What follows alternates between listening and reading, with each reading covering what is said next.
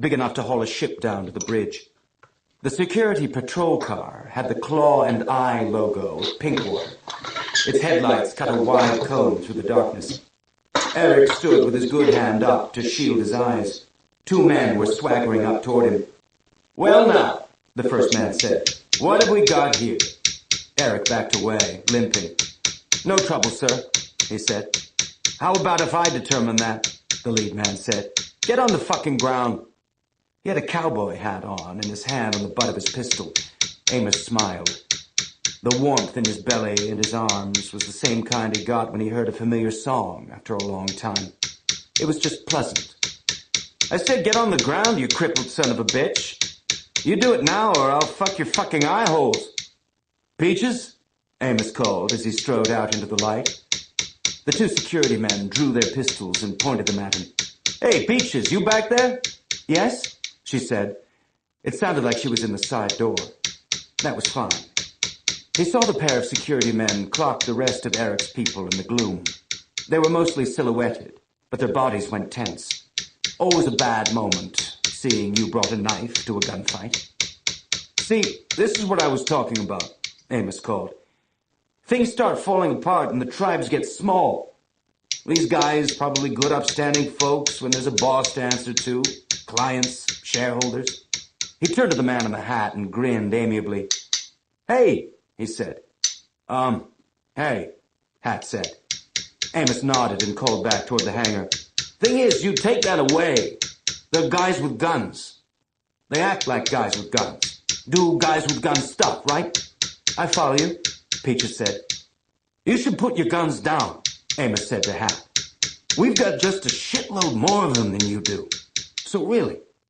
"You heard the man," Butch said. "Guns on the ground, please." The security men glanced at each other. "We could have just shot you," Amos said. As Hat and his partner slowly lowered their guns to the pavement, Amos raised his voice again. "So, Peaches, these guys, they go from being protectors of this big tribe with what's-his-name and them inside the tribe to being protectors of their own little tribe and those folks on the outside of it. It's all about who's in and who's out." Hat lifted his hands, palms out, about shoulder high. Amos hit him in the jaw. It was a solid punch, and his knuckles ached from it. Hat staggered back, and Amos stepped forward, twisting his body into the kick. It landed on Hat's left kneecap, and the man screamed. "Thing is," Amos called, "most of us don't got room in our lives for more than 6. He straight-kicked Hat in the middle of the back as he tried to stand up. "Maybe 7 people. You get bigger than that, you got to start telling stories about it." Hat was crawling back toward the car. Amos put his knee on the man's back, leaned down, and started emptying Hat's pockets and belt. Chemical mace, a taser, a wallet with ID cards, a two-way radio. He found the unregistered drop gun strapped to the guy's ankle. Each thing he took, he threw out to the edge of the water, listening for the splash. Hat was weeping, and Amos's weight made it hard for him to breathe. The other one was standing perfectly still. Like if he didn't move, Amos wouldn't notice him. Wasn't like he had a better strategy at this point. Amos grinned at him. "Hey!" The guy didn't say anything. "It's okay," Amos said. "You didn't say you were going to skull fuck my friends, right?" "Right," the other one said. "Okay then." Amos stood up. "You should probably get him to a doctor. And then whoever else you've got on this shithole of an island, tell him what I did. And how I didn't fuck you up because you hadn't fucked with me. Okay?" "All right. Great. And then don't come back around here." "I won't." "We won't," Amos said. "You mean we?"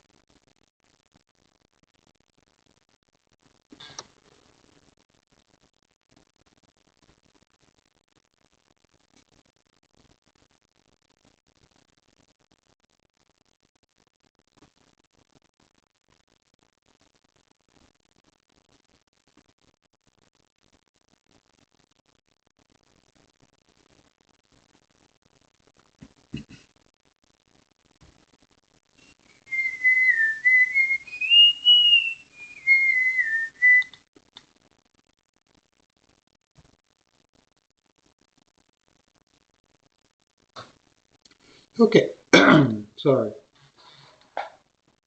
I have finished doing the undercutting as a background, so now I'm going to attempt to do um,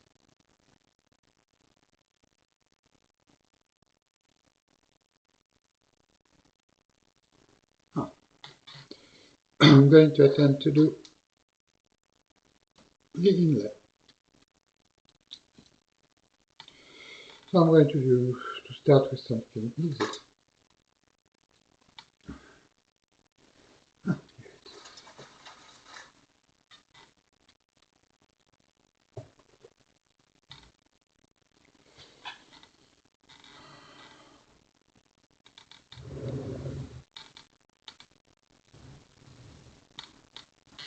Actually,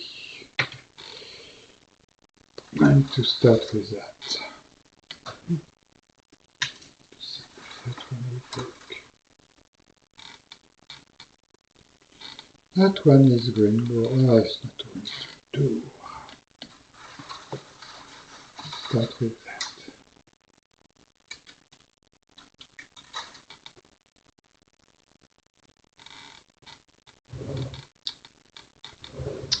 That, of course, is a beak.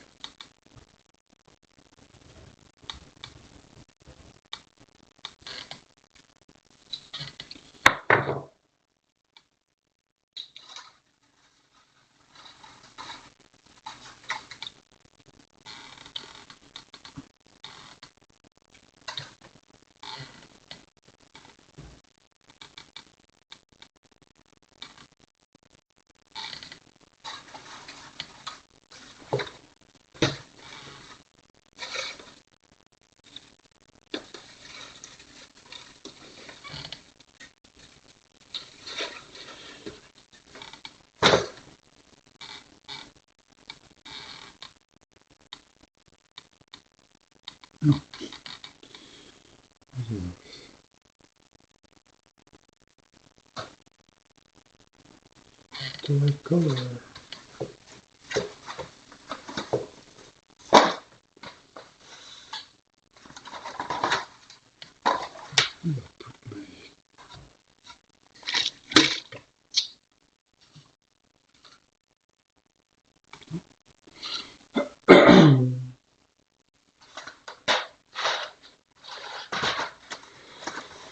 Hold on, I'm looking for some pepper.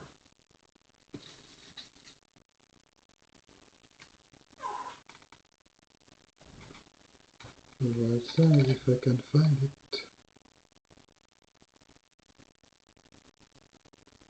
The bunch of it, no, I don't find it.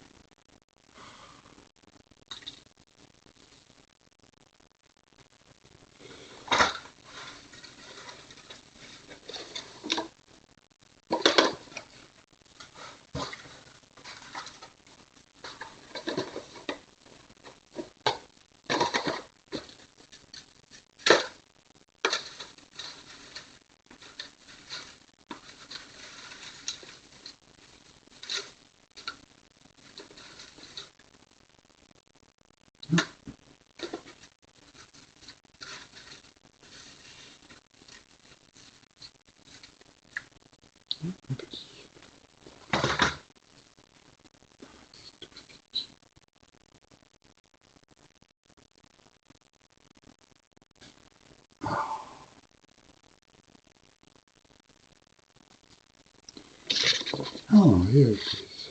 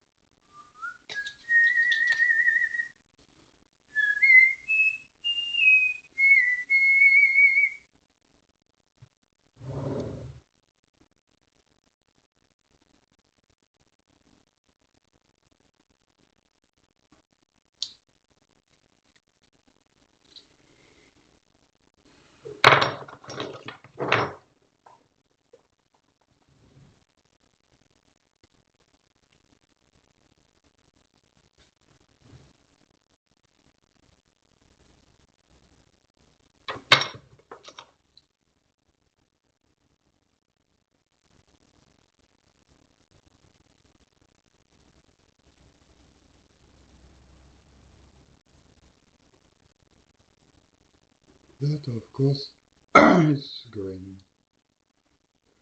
That's stupid stuff. Moving away.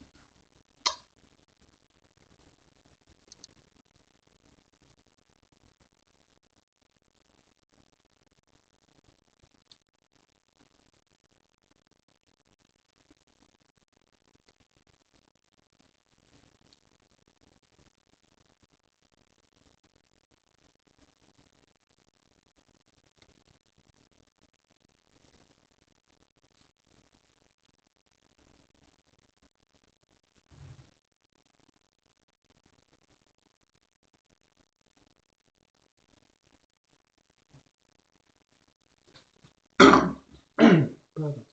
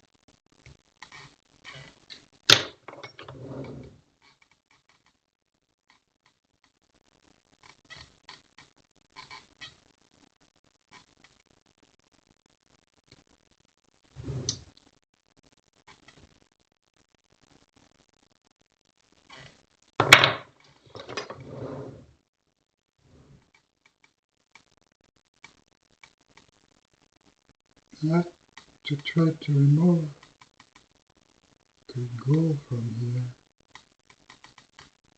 because it's almost as hard as the steel underneath. So when I will hammer the stuff later on, I may not have a very sharp angle.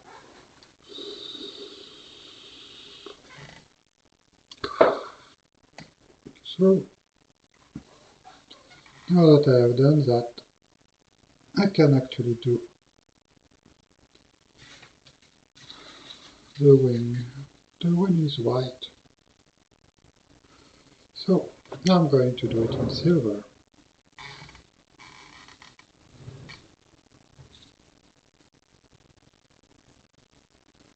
Wish I could do it there.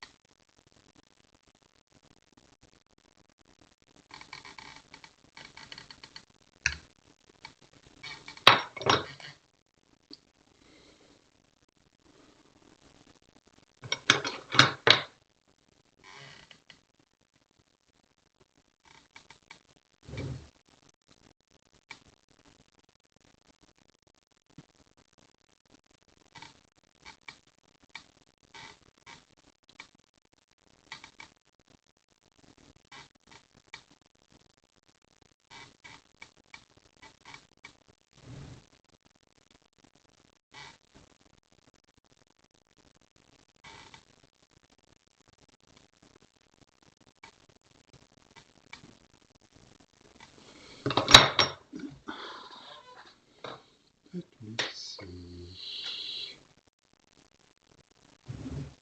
Still working.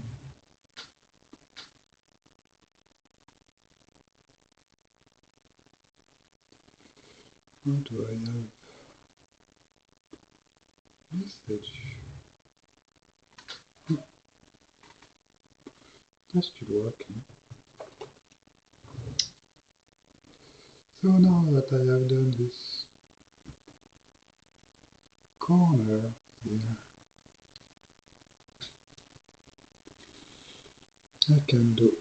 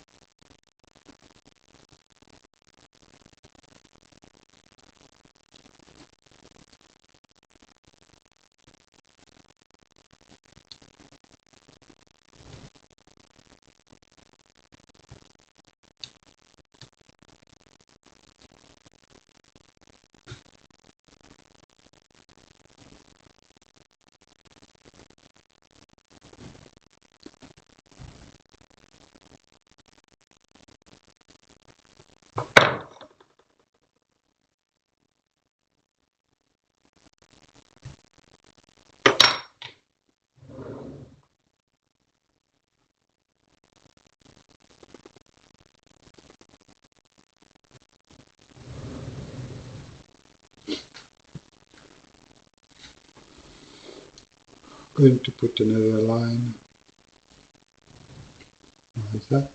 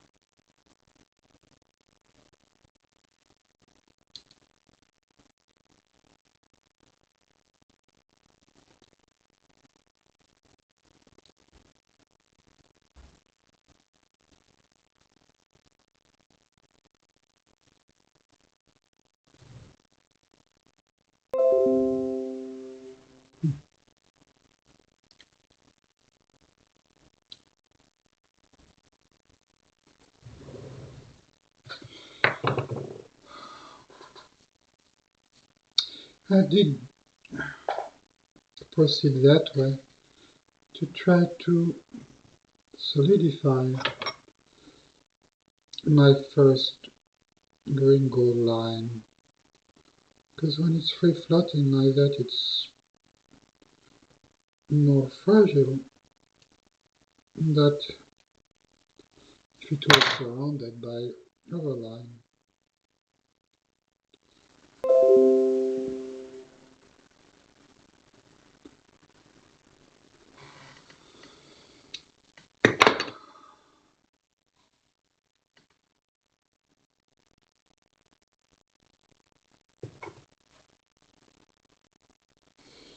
I was trying to say that I use a silver to hold my gold in place.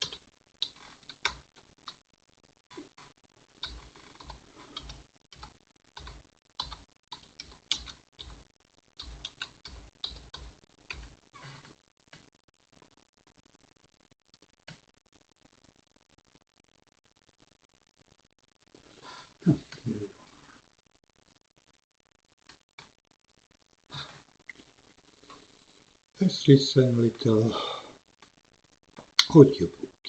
Won't. Not you, and not your tribe. We won't. Perfect. No problems then.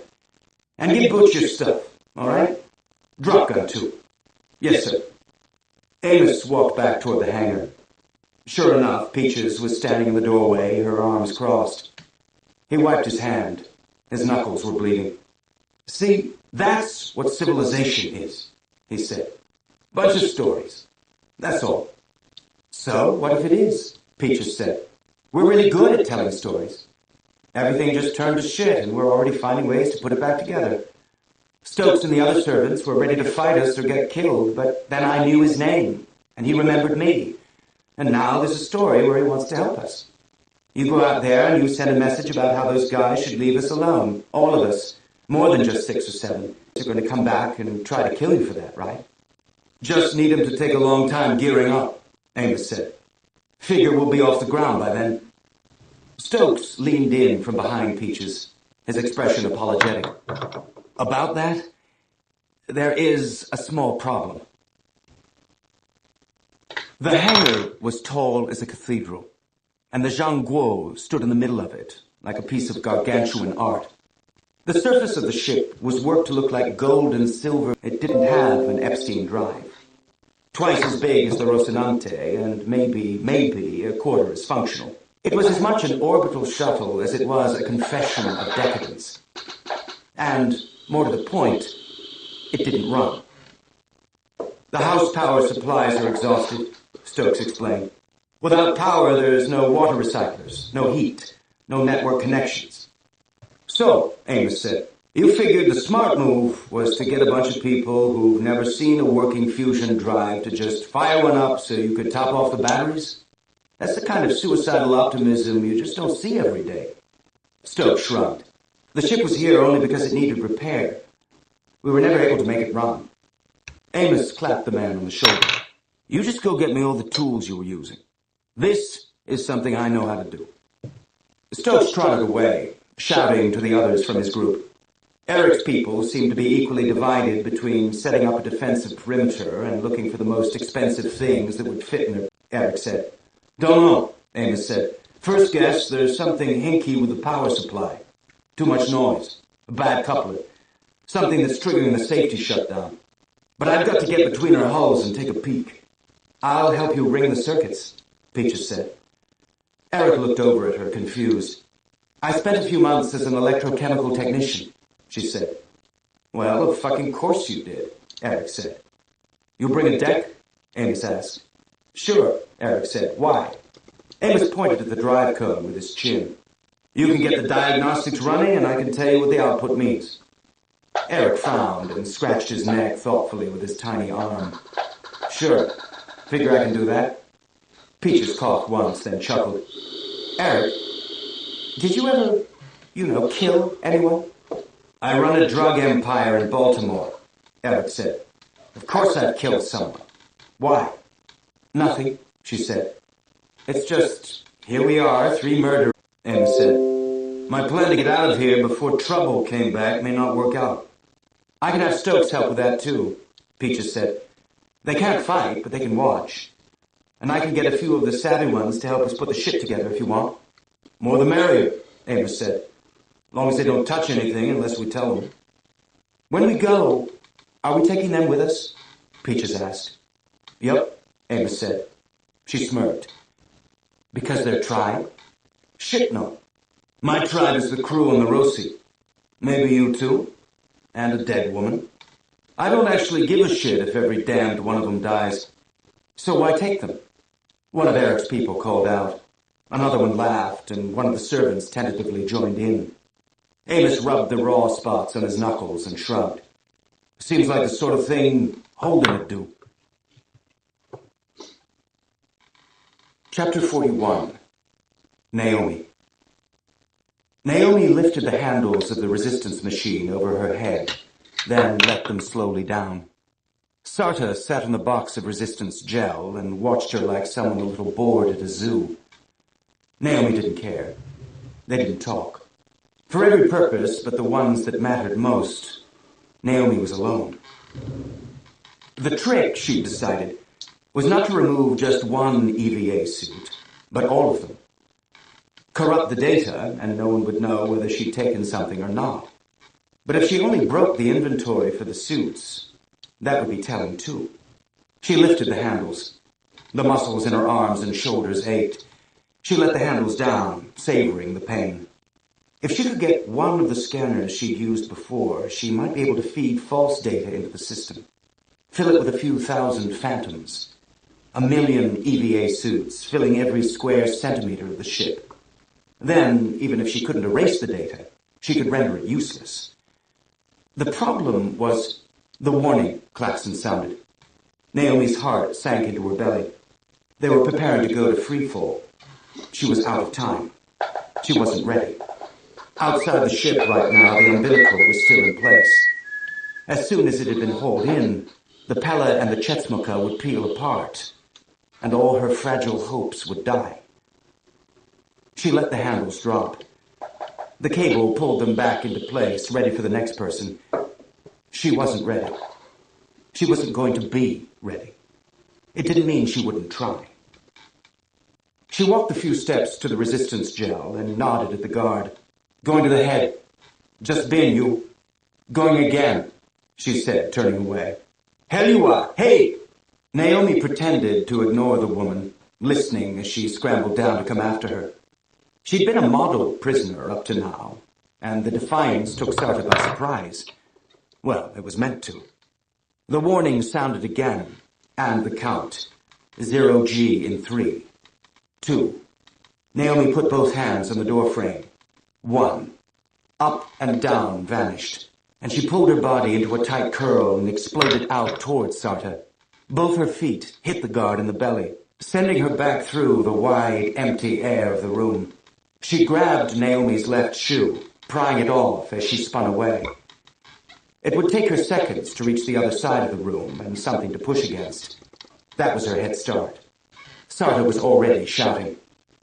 Naomi flipped herself through the hatch, then down the hall, too fast for safety. She had minutes. She had less than minutes. Had she really thought she could pry open a locker, pull on a suit, and cycle the airlock? The math had worked at the time. She couldn't imagine it now.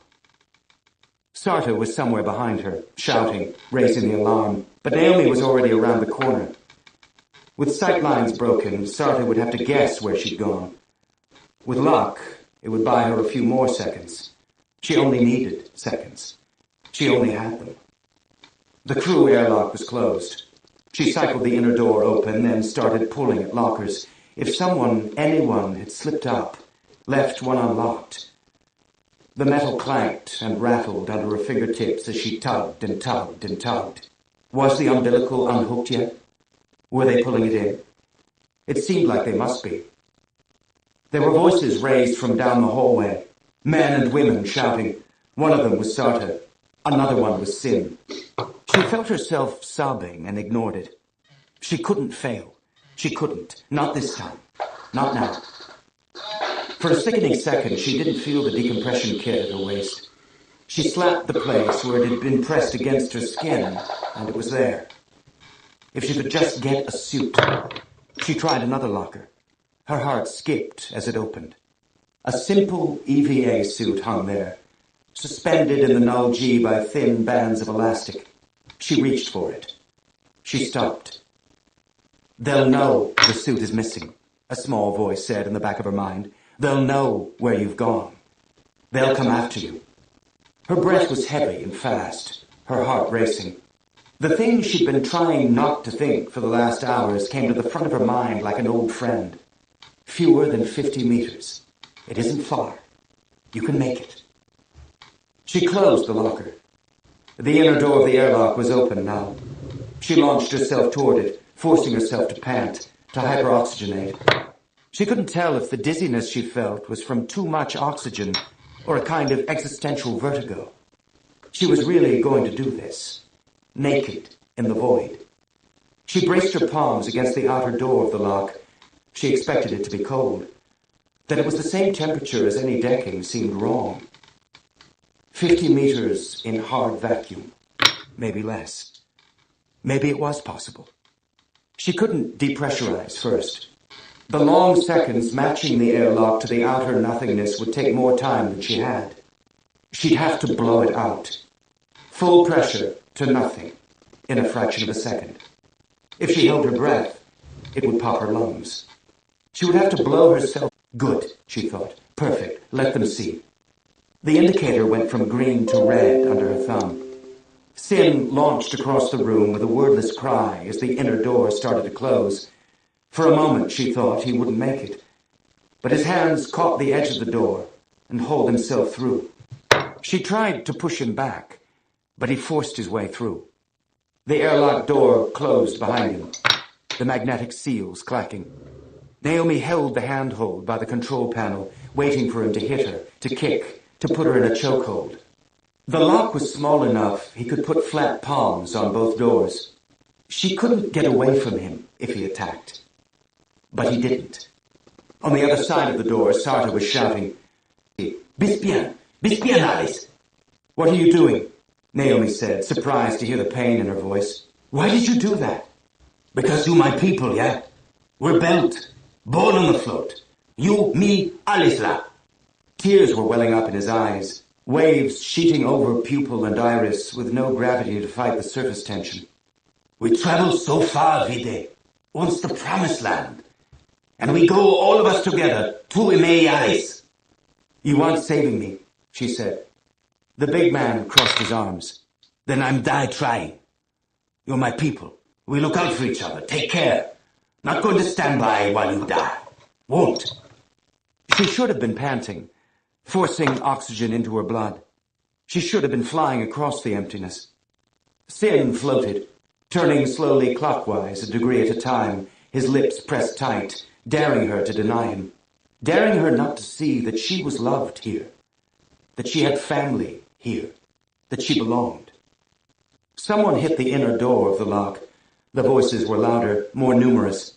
Naomi knew she could open the door, but if she did, Sin wouldn't be the only one going out it.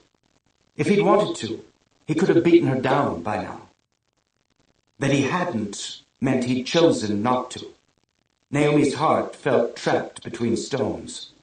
She couldn't blow the door. She had to. She couldn't kill Sin. She couldn't save him. "Whatever you do now," she thought, "you will regret it forever." Seconds passed. Another voice, Philip on the other side of the airlock door. She could hear him shouting, telling her to open the door. He sounded frantic. How the hell did she keep getting into these situations? "Be strong," Sin said. "For Filipito. Be strong." "Okay," she said. She pushed her jaw forward in a yawn, opening her throat and her eustachian tubes. Sin yelped as she hit open outer door. Air tugged at her once, hard as it evacuated. Adrenaline flooded her blood as she was assaulted invisibly on every square centimeter of flesh. The breath in her lungs rushed out of her, trying to pull her lungs along with it. Sin grabbed at the airlock frame to keep himself inside, spun, screaming, was gone. With her lungs empty, there was no reserve. She wasn't holding her breath, surviving off the gas held inside her. Someone could hold their breath for a couple minutes. In the vacuum, she could make it maybe 15 seconds unaided. 1001.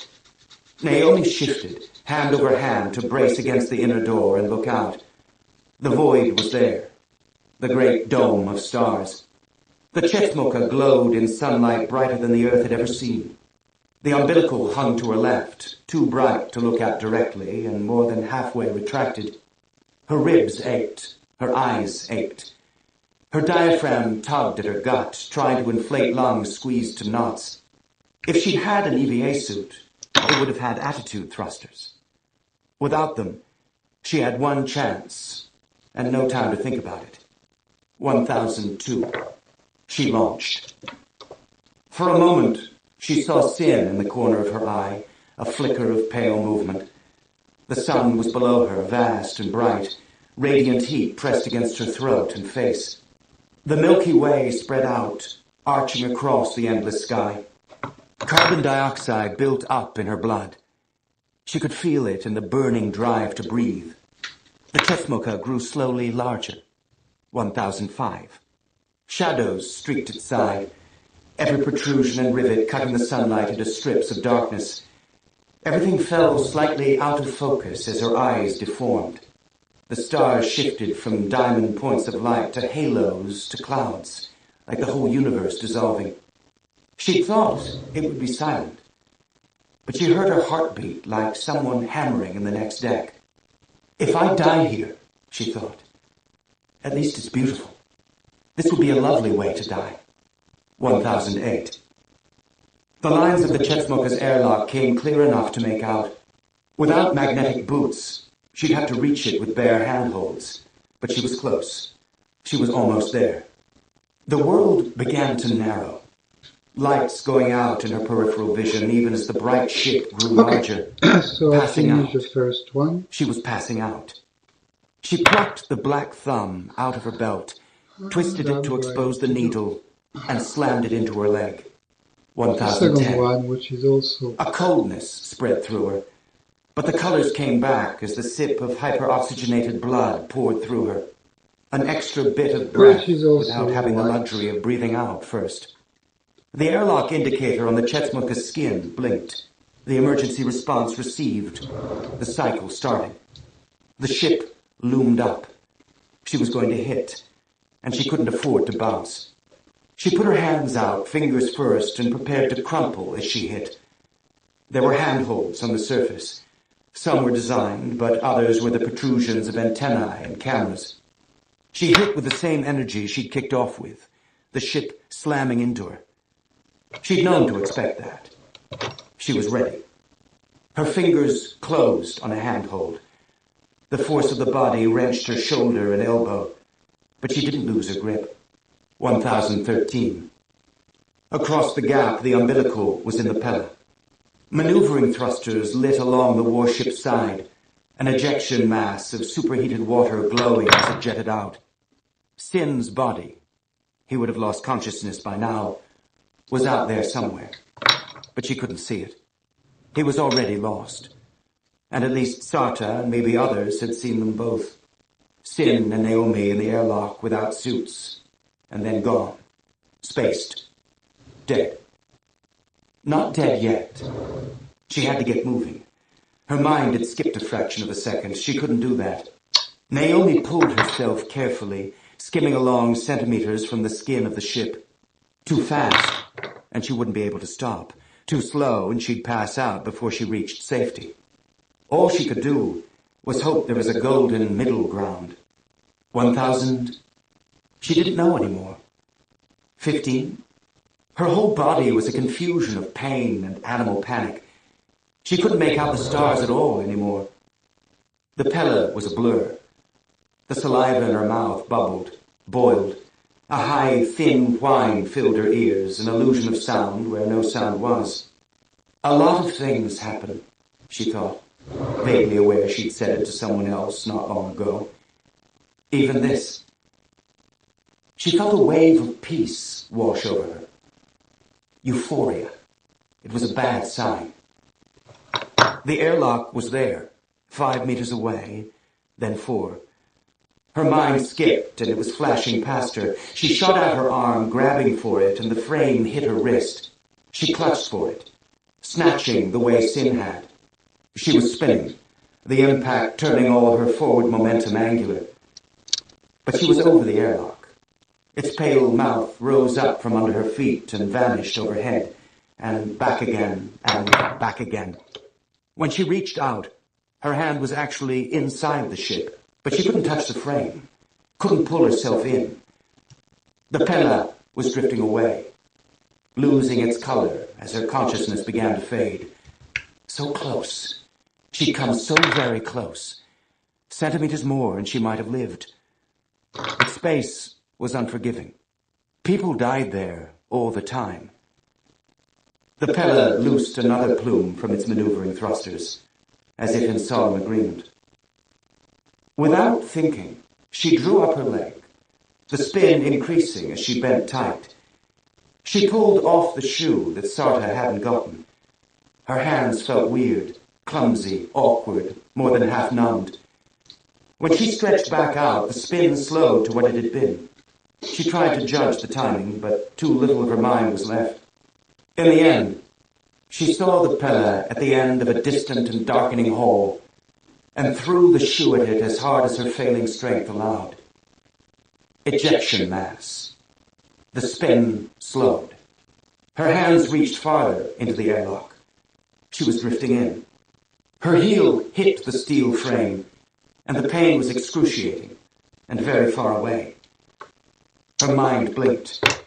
She had an impression of the airlock control panel, the lights trying to impart some critical information. She couldn't see the colors or the symbols on the pad. Her consciousness faded and was gone. Naomi woke herself up, coughing. The deck was pressing against her face. She couldn't tell if she was desperately weak or under high burn. The edges of the airlock around her were fuzzy. She coughed again, a deep, wet sound. Images of hemorrhaging lungs filled her mind, but the fluid she brought up was clear. Her hands were almost unrecognizable as hands. Her fingers were thick as sausages, her skin filled with plasma and fluid. Her skin was too hurt to touch, like a bad sunburn. Her joints ached from her toes to the vertebrae in her neck. Her belly felt like someone had kicked her in the gut a couple dozen times. Not blood, though. She told herself it wasn't blood. She rolled onto her side, tucked her legs up, rose to sitting, and then lay back down again as the world swam. That was more than a G. That had to be more than a G. She couldn't be that weak, could she? The Chetsmoka hummed under her. She realized vaguely that she was hearing words, voices, a voice. She knew that didn't make sense, but she didn't know why. She pressed her hands to her face. A storm of emotions ran through her. Elation, grief, triumph, rage. Her brain wasn't working well enough yet to associate them with anything. They just happened. And she watched and waited and gathered maybe 1.5, 2G. That was nice. If she'd felt this bad at just 1G, she'd have been worried. She should probably have been worried anyway. She cycled the inner door open and stumbled out to the cheap locker room. The lockers hung open, EVA suits hanging in them or scattered on the floor. The air bottles were all gone. The voice, it was just one voice, but her ears seemed to have lost all their treble and left only an incomprehensible soup of bass tones, was familiar. She thought she should know it. She moved through the abandoned ship.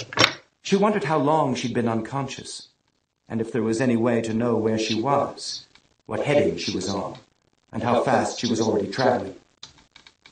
She reached a control panel and tried to access the navigation system, but it was locked down, as was the comm, the system status, the repair and diagnostics. She laid her forehead against the panel more from exhaustion than despair.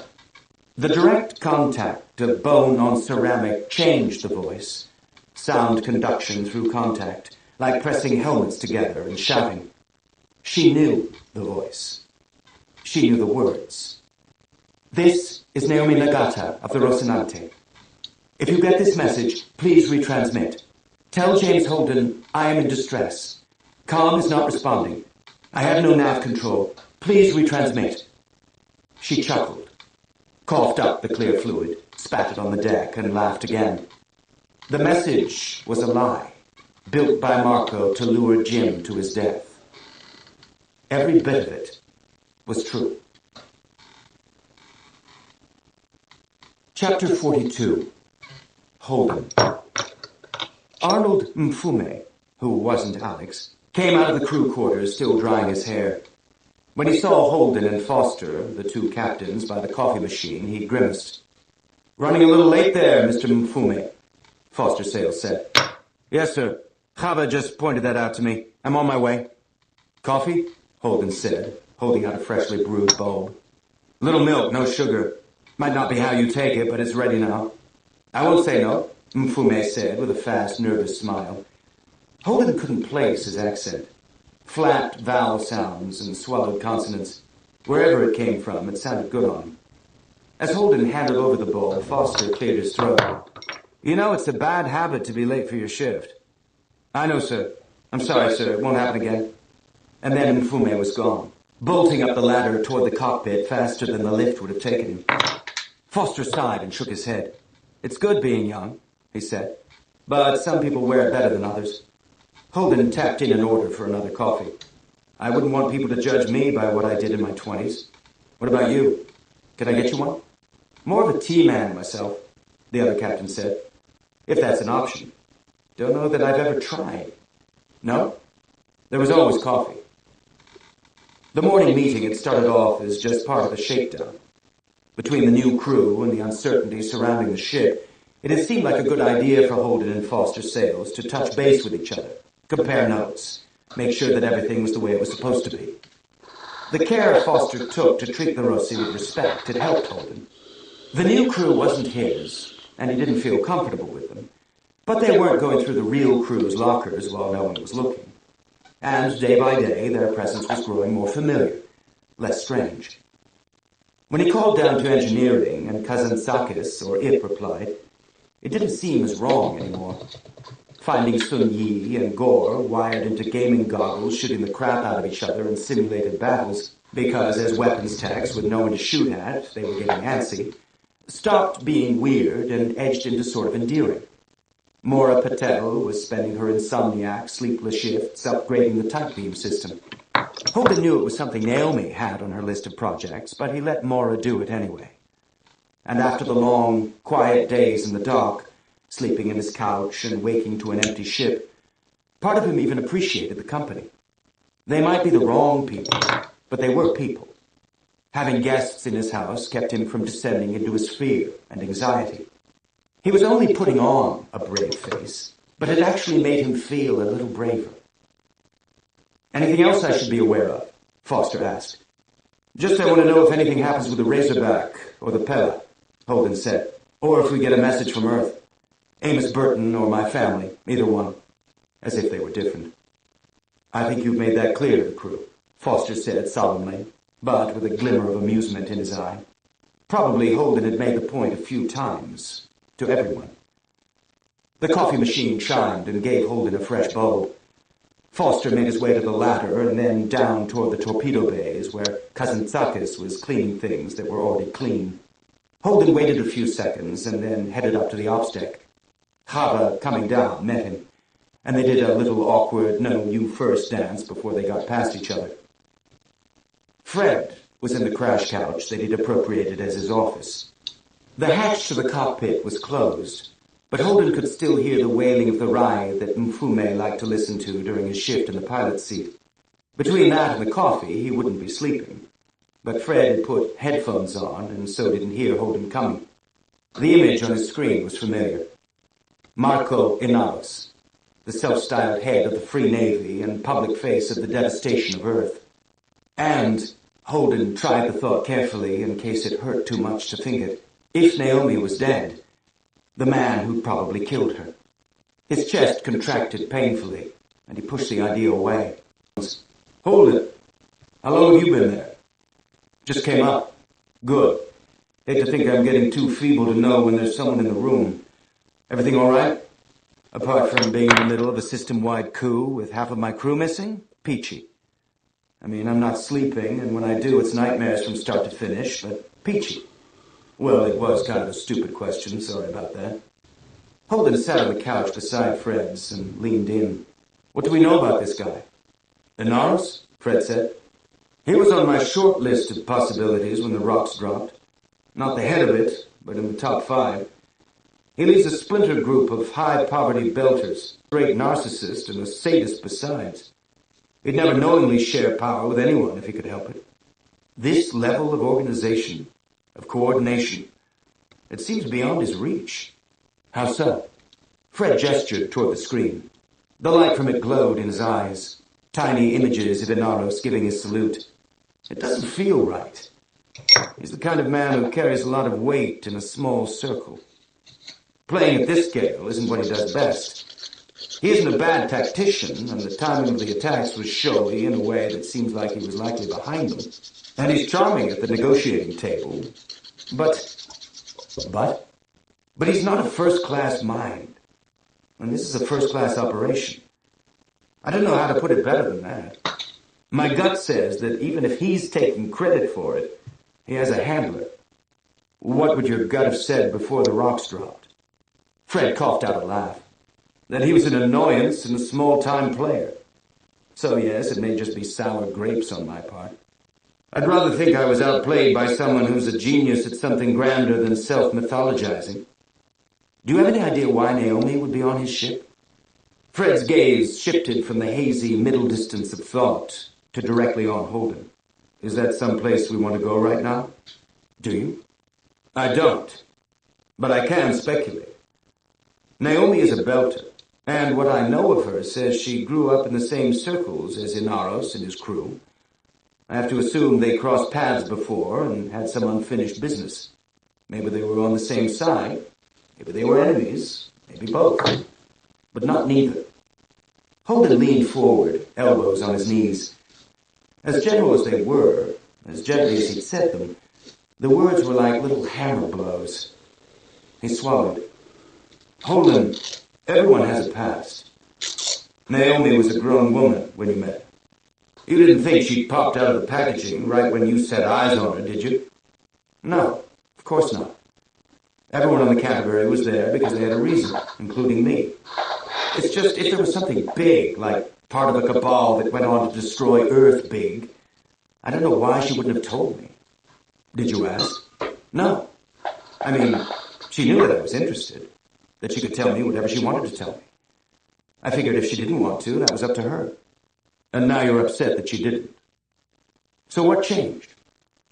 Why are you entitled to know things now that you weren't entitled to know before? The ride from the cockpit paused, silence filling the ops deck.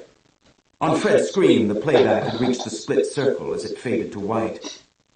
I may, Holden said, be a small, petty person. But if I'm going to lose her, I at least need to know why. We'll see if we can't put you in a position to ask her yourself, Fred said. The music from the cockpit kicked in again, and Fred scowled up at the hatch. If it's any comfort, I think we have a chance. I don't think it'll be long before he's ready to open negotiations. No? Holden said. It was such a thin sliver of hope, but he felt himself jumping to it all the same. No. He got the jump on us tactically. I will absolutely give him that. But the next part is where he has to actually consolidate and hold power. That's not tactics. That's strategy. And I don't see anything in him that leads me to think he has a handle on that in setting up colonies. But the hunger is already out there. Smith couldn't stop Mars from depopulating itself. Avasarla couldn't put the brakes on the process, and God knows, Fred said. It's the blind spot of being a belter. I've seen it over and over in the past few decades.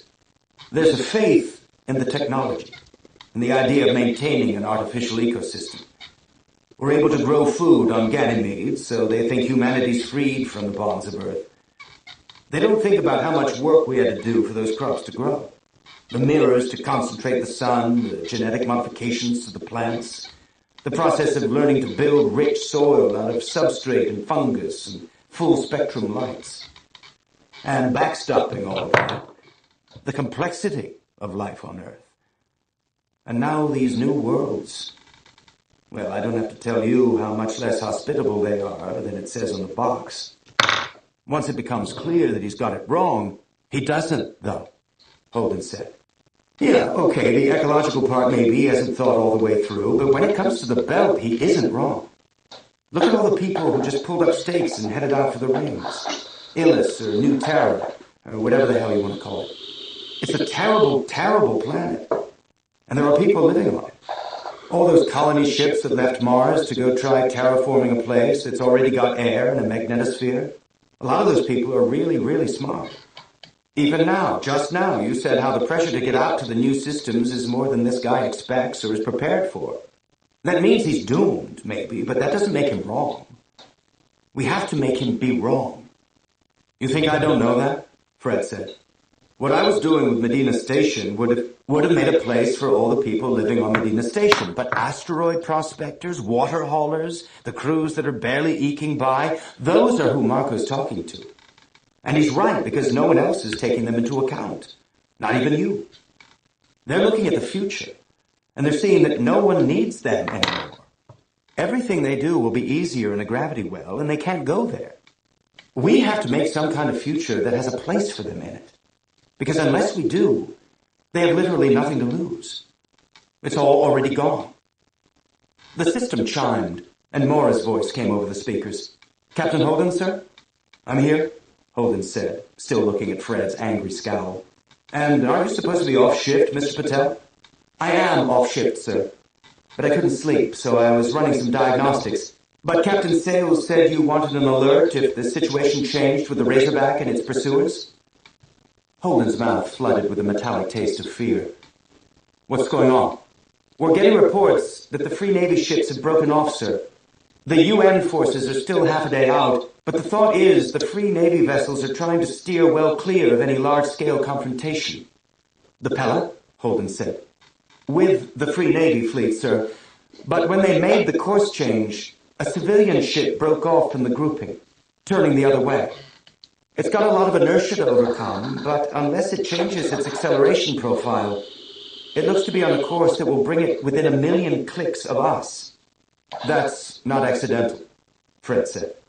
It isn't, sir, Morris said. The vessel's registered as the Chetsmuka, and it's broadcasting a message on loop. Message follows. Holden's knuckles hurt, and he forced himself to relax his fists. Naomi's voice filled the ops deck, and it was like being on the verge of passing out from dehydration and being handed a glass of water. As dire as the message was, Holden still felt every syllable untying his knots. When Naomi's message was done, he fell back in his couch, limp as a rag. She was in trouble, but it was trouble they could fix. She was on her way back toward him. Thank you, Mr. Patel, Holden said. In thanks, you may now have all my stuff. I don't care about any of it anymore. Including the coffee maker, sir? Almost all my stuff. When Fred spoke, his voice was hard, sharp, unrelieved. Mr. Patel, what relief ships are in the vicinity? Transponder data shows nothing, sir. The inner system's been pretty much shut down. UN order. Holden rolled to his side and called up a connection to Mfume. Music blared out of the console. Mixed with the sounds filtering through the deck, it made the ops deck seem larger than it was. Mfume! Holden shouted, and then a few seconds later, Mr. Mfume! The music turned down, but not off. Sir, I need you to take a look at the flight path for the Chetsmuka. See what it's going to take to match orbits with her. What ship? Mfume said. The Chetsmuka, Holden said. Just check the news feeds. It'll be there. Let me know what you figure out as quickly as you possibly can. Like now would be good. I'm on it, Mfume said, and the music turned off, both on the console and from the hatch. Holden took a deep breath, then another, then laughed. The relief wasn't an emotion. It was too physical and profound for that. It was a state of being. It was a drug that poured invisibly through his veins. He started laughing, and it turned into a moan that sounded like pain, or else pain's aftermath. Fred clicked his tongue against his teeth.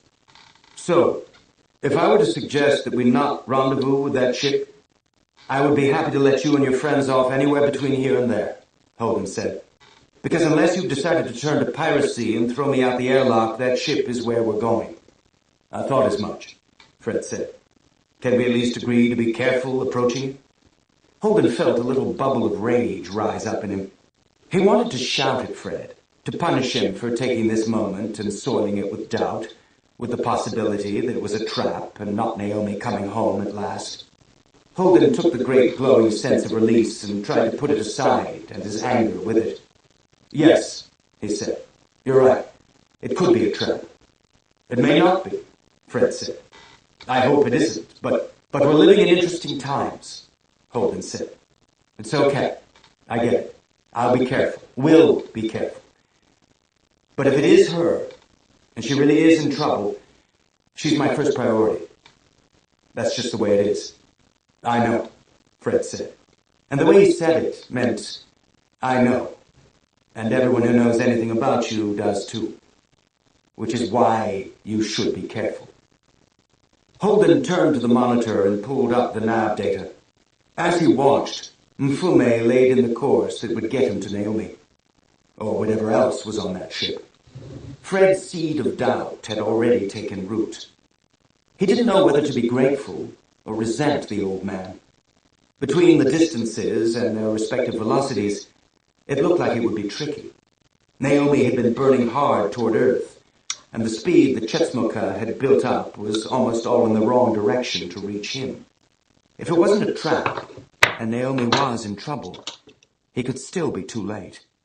The UN force might be able to help, but she was already peeling away from their flight path, which still didn't leave him entirely without resources. He flipped to comms and started recording. Alex, since you're in the neighborhood and it went so well the last time I asked you to check out a mystery ship, I was wondering if you'd be interested in making a little detour. Chapter 43. Alex. The worst thing was not knowing. The news feeds were awash with information, but very little of it matched up. 4 billion were dead on Earth, or 7. The ash and vapor that had turned the blue marble to white was starting to thin already, much sooner than the models predicted, or the surface of the Earth wouldn't see daylight and blue skies for years. It was the dawn of a resurgence of natural flora and fauna driven by the human dieback, or it was the final insult that would crash a perennially overstressed ecosystem. 3 more colony ships had been captured on their way.